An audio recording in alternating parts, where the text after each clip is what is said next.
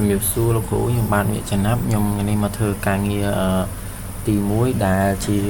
user management ទី1យើងប្រើ comment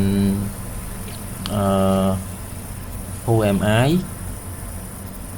ដើម្បីមើលថាយើងជានរណាហើយទៅយើងប្រើ comment មួយទៀត pwd ដើម្បីមើលដូចគ្នាទៅមួយទៀតគឺយើងប្រើ comment sudo user add -bin /base user it ឥឡូវយើងចាប់ដើមសរសេរ /m.s/bin / មួយទៀត base user it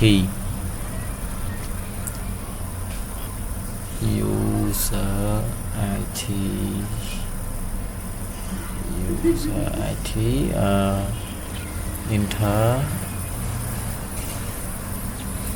យើងដាក់ password សិន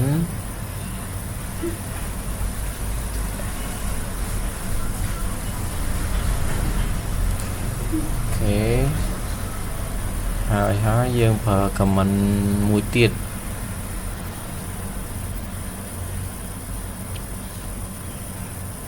sudo user.it ដា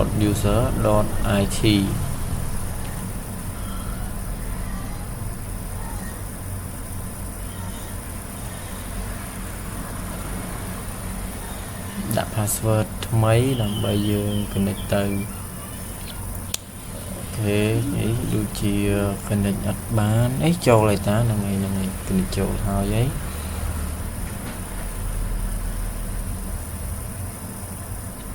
sudo user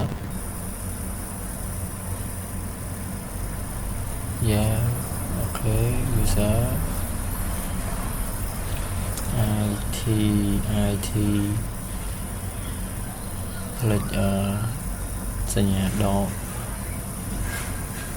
ខុសដោយសារអូខេផ្លេចសញ្ញាដកដាក់សញ្ញាដកសារថ្មី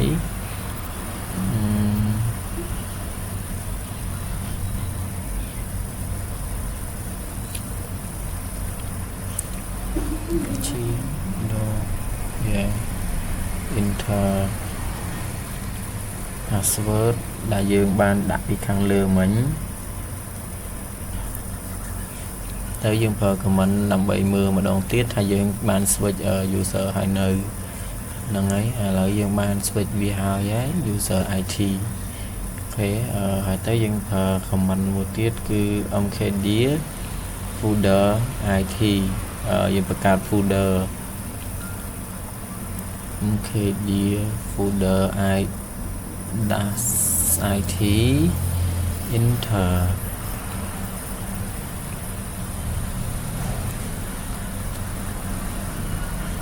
ទៅយើងលិះវាមើល ls ហ្នឹងហើយវាឃើញបង្ហាញមកហើយយើងប្រើ command មួយទៀត exit ដើម្បីចេញពី user ហ្នឹងវិញដោយយើងប្រើ exit យកមកគឺ exit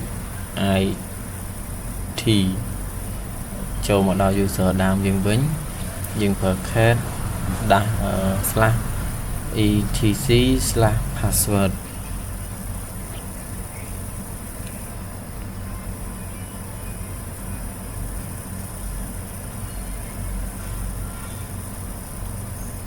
នេះខាងក្រោមនេះគឺវាមកវិញទាំងអស់ហ្នឹង